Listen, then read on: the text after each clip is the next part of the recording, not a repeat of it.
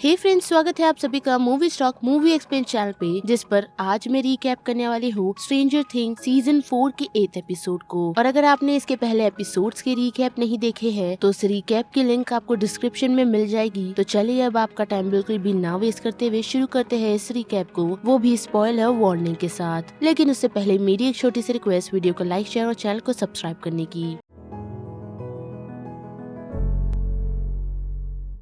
9th episode की शुरुआत हमें 11 की उसी पास से दिखाई जाती है जहाँ पर मिस्टर ब्रैनर आकर उसे यही कह रहे हैं कि तुमने ये क्या किया। जिसके बाद ये सीन सीधा शिफ्ट होता है नैन्सी की तरफ, जिसे भी ये सारा सच पता चल चुका है। लेकिन उसी के साथ वैकना उसे ये बताता है कि आगे वो किस तरह हॉकिंस के साथ साथ पूरे वर्ल्ड पर किस तरह अपना कब्जा जमाएगा, जो चीज वो जाकर 11 को बताने के लिए कहता है। साथ ही हम देख सकते हैं कि सभी लोग नैन्सी को उस सिचुएशन से निकालने के लिए उसके लिए सॉन्ग ढूंढ रहे हैं, लेकिन नैन्सी उस सॉन्ग के बगैर ही वैगनर की वो सारी बातें सुन वहाँ से बाहर आ जाती है। जिसके बाद ये सीन सीधा शिफ्ट होता है रशिया की तरह, जहाँ पर हम देख सकते हैं कि डेमिगॉर्गन उस सेल में बड़े ही आराम से घूम रहा है। जिसके साथ साथ हम देख सकते हैं कि जॉयसी और हॉपर बातचीत में लगे हुए, जिन्हें रोकते हुए मरी यही बताता है कि वो डेमिगॉर्गन काफी सारे रशियन सोल्जर्स को मार रहा है। जिसके साथ साथ उन लोगों को उन्हीं के रूम के सामने एक लैब मिलती है, जिसके अंदर उन लोगों ने काफी सारे डेमिगॉर्गन की बॉडीज के साथ साथ माइंड फ्लेयर को भी संभाल कर रखा है, जिसे देखकर सभी लोग काफी शॉक हो जाते हैं। जिन्हें रोकता हुआ वहाँ पर एंटोनोव पहुँचता है और यही बताता है कि उसे एक रास्ता मिला है जो ये कंफर्म नहीं करता कि वो लोग इस जेल से बाहर निकल सकते हैं या नहीं, जिस सुरंग में सबसे पहले हॉपर ही जाता है। जिसके बाद ये सीन सीधा शिफ्ट होता है 11 की तरफ, जो अपनी उस एक्सपेरिमेंट से जग चुकी है। और साथ ही हम देख सकते हैं कि 11 की पावर्स भी वापस आ गई है। और बात करें माइक की, तो वो विल से यही बात कर रहा है कि किस तरह वो 11 के लिए एक वेस्ट है। लेकिन हम देख सकते हैं कि विल उसे उसकी बनाई हुई वही पेंटिंग देता है जिसे वो कब से बना रहा था। जिसे देने के बाद विल उसे यही झूठ कहता है कि मुझे 11 ने बताया कि पेंटिंग में क्या बनाना चाहिए, जबकि 11 को ये नहीं पता कि विल ने किस तरह की पेंटिंग बनाई है। और साथ ही वो माइक को ये भी समझाता है कि किस तरह यहाँ आने के बाद 11 अकेली हो गई थी, क्योंकि वो सबसे अलग है। जो बात सुनकर हमें ये क्लियरली समझ आता है कि विल 11 की नहीं बल्कि खुद की बात कर रहा है, जिन बातों को माइक तो नहीं समझता लेकिन जोनाथन समझ जाता है। जिसके बाद ये सीन सीधा शिफ्ट होता है 11 की तरफ, जहाँ पर उसके पापा उसे ये बताते हैं कि किस तरह जब उसने हेनरी को उस अपसाइड डाउन की दुनिया में भेजा तो उस कारण से उसने अपनी पावर खो दी थी, क्योंकि वो कोमा में चली गई थी और उसने अपने पावर को उसके पोटेंशियल से ज्यादा इस्तेमाल कर लिया था। लेकिन उसके पापा ने हार नहीं मानी, जिस कारण से उन्होंने फिर से 11 को ट्रेन करना शुरू किया और उसने अपनी पावर को फिर रीगेन किया, जैसे वो अभी कर रही है। साथ ही उसके पापा उसे ये भी सच बताते हैं कि उस अपसाइड डाउन की दुनिया को और किसी ने नहीं बल्कि 11 ने ही ओपन किया है। जिसके साथ वो लोग उसे ये भी बताते हैं कि किस तरह हेनरी हॉकिन को बर्बाद करना चाहता है, यानी कि वो अपसाइड डाउन की दुनिया का वो पूरा पोर्टल ओपन कर रहा है, जिस कारण से पूरा हॉकिंस बिखर जाएगा। जब बात सुन 11 काफी घबरा कर उस सिचुएशन से सीधा अपने रूम की तरफ चली जाती है। जिसके बाद हमें नैन्सी दिखाई जाती है, जो सभी लोगों को यही बता रही है कि किस तरह वो वैकना पूरे हॉकिंस पर अपना कब्जा जमाना चाहता है। और साथ ही उसने उस विजन में काफी सारे और भी मॉन्स्टर देखे, जिसने उन लोगों की फैमिली को खत्म कर दिया। साथ ही नैन्सी उन लोगों को ये भी बताती है कि वो अपसाइड डाउन की दुनिया का हॉकिंस नहीं बल्कि हमारा रियल हॉकिंस था, क्योंकि उसने उस विजन में 4 अपसाइड डाउन के दरवाजे देखे थे, जो धीरे धीरे पूरे हॉकिंस को अपसाइड डाउन की दुनिया में खींच रहे थे।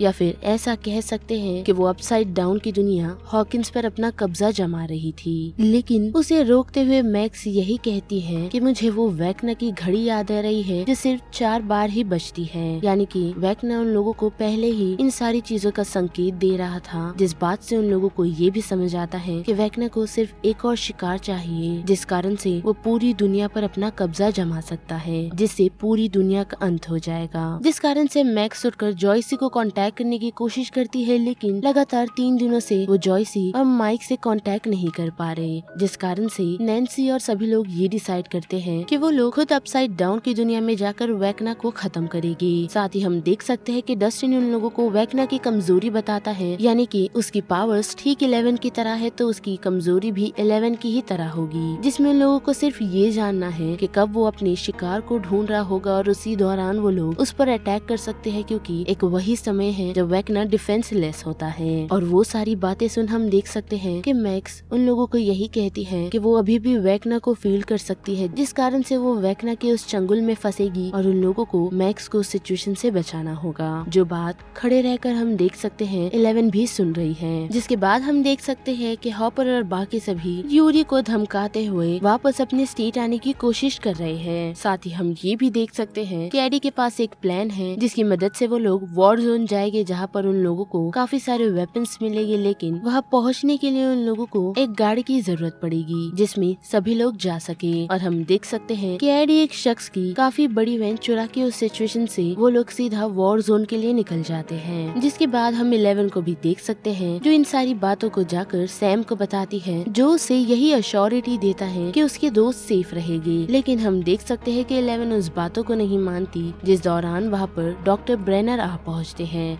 जो 11 को यही कहते हैं कि तुम अब तक हेनरी से लड़ने के लिए तैयार नहीं हो, क्योंकि हमें नहीं पता कि वो इतने सालों से वहाँ क्या कर रहा था, जिस कारण से हमें तुम्हें प्रॉपरली रेडी करना होगा हेनरी से लड़ने के लिए। लेकिन हम देख सकते हैं कि सैम डॉक्टर ब्रेनर को रोकता है, यही कहते हुए कि ये 11 की चॉइस है, उसे अपने दोस्तों को बचाना है और साथ ही अगर हम यहाँ बैठे रहे तो मे भी देर हो सकती है, जिस कारण से वो 11 को बैग पैक करने के लिए कहता है ताकि वो लोग हॉकिंस के लिए निकल सके। जिसके बाद हमें हॉपर और बाकी सभी दिखाए जाते हैं, जहाँ उन लोगों को यूरी की चॉपर नजर आती है जिस पर काफी सारा काम बाकी है, जिस कारण से जॉयसी ये डिसाइड करती है कि वो लोग उनके स्टेट में कांटेक्ट कर उन लोगों के लिए मदद बुला सकते हैं। लेकिन एंटोना उन लोगों को ये बताता है कि उसमें थोड़ा टाइम जा सकता है। और फिर से आए नैन्सी और बाकी सभी लोगों पर, तो हम देख सकते हैं कि वो लोग वॉर जोन पहुंच चुके हैं, जहां उन लोगों की मुलाकात क्रिसी के बॉयफ्रेंड और उनके दोस्तों से होती है, जिनसे बचते हुए वो लोग बड़े ही आसानी से उस सिचुएशन से अपने सामान लेकर निकल जाते हैं। साथ ही बात करें विल, माइक, जोनाथन और आर्गाइल की, तो हम देख सकते हैं कि उन लोगों को उस लैब का रास्ता मिल गया है, क्योंकि उस तरफ मिलिट्री भी बढ़ रही है। साथ ही हम देख सकते हैं कि डॉक्टर ओवेंस को डॉक्टर बैनर के लोग पकड़ लेते हैं, जिसके बाद वो 11 को यही समझाने की कोशिश करते हैं कि वो उसकी मदद करना चाहते हैं। लेकिन हम देख सकते हैं कि 11 उन्हें यही बताती है कि आप ही वो शख्स है जो इन सारी चीजों पर कंट्रोल नहीं कर पाए, जिस कारण से उन्होंने काफी सारे लोगों को मार दिया। और बचपन में वो जिस अंधेरे में 11 को भेजा करते थे, वो किसी सोवियत को ढूंढने के लिए नहीं बल्कि हेनरी को ढूंढने के लिए भेजा करते थे। जिसके बाद वो उन्हें यही कहती है कि वो यहाँ से निकल रही है, वो भी डॉक्टर ओवेंस के साथ। लेकिन हम देख सकते हैं कि 11 उस सिचुएशन से निकले उससे पहले ही उसके डैड उसे किसी तरीके का इंजेक्शन मार देते हैं, जिस कारण से वो बेहोश हो जाती है। और उसके उठने के बाद उसके पापा उसे उस सिचुएशन से ले जा रहे होते हैं, क्योंकि सिविलियंस की आर्मी ने उन लोगों पर हमला कर दिया है। और साथ ही डॉक्टर कॉनर के साथ साथ उन लोगों ने 11 और डॉक्टर ब्रेनर को भी ढूंढ लिया है। लेकिन हम देख सकते हैं डॉक्टर सैम कॉलोनल को यही समझा रहे होते हैं कि उसे नहीं मारना, क्योंकि हमें उसकी जरूरत पड़ सकती है। लेकिन कॉलोनल उसकी बात नहीं सुनते और टीम को ऑर्डर दे देते हैं कि 11 को मार दिया जाए। लेकिन हम देख सकते हैं कि उसी मौके पर जोनाथन, विल, माइक और आर्गाइल पहुंच चुके हैं, जिसे देख आर्मी थोड़े टाइम के लिए डिस्ट्रैक्ट हो जाती है और उस मौके का फायदा उठाकर 11 उनकी प्लेन पर अपना कंट्रोल बनाते हुए उसे ब्लास्ट कर देती है। जिसके बाद उसकी मुलाकात माइक और विल से होती है और उसी दौरान वो ये भी देख सकती है कि पापा को काफी गोलियां लग गई है, जिस कारण से वो उनके पास जाती है, जो उसे यही समझा रहे होते हैं कि उन्होंने हमेशा उसका भला ही चाहा है। लेकिन 11 उनका भरोसा नहीं करती और उस सिचुएशन से अपने दोस्तों के साथ चली जाती है, जिसे जाता कॉलोनल के साथ साथ उसके पापा भी देखते हैं और उनकी मौत हो जाती है। साथ ही 11 जोनाथन और बाकी सभी लोगों को ये बताती है कि उन्हें कैसे भी आज ही हॉकिंस पहुंचना होगा, वरना वो सब मर जाएगी, जिसे सुनकर माइक और विल काफी टेंशन में आ जाते हैं। साथ ही हम देख सकते हैं कि नैन्सी और बाकी सभी हेनरी के घर पहुंच चुके हैं। और यहाँ पर स्ट्रेंजर थिंग्स सीजन 4 का ये 8th एपिसोड का रिकैप खत्म होता है, जिस बारे में आप सभी की क्या राय बनती है उसे लेकर आप मुझे कमेंट सेक्शन में बता सकते हो। साथ ही अगर मेरी वॉइस आप लोगों को इस चैनल पर पसंद आ रही है तो वीडियो को लाइक, शेयर और चैनल को सब्सक्राइब करना मत भूलिएगा। बाकी मैं मिलूंगी आपको फिर किसी मूवीज या सीरीज के रिकैप के साथ। तब तक के लिए आप movie stock movie explain channel के बाकी वीडियोस को एंजॉय कीजिए। Till then bye.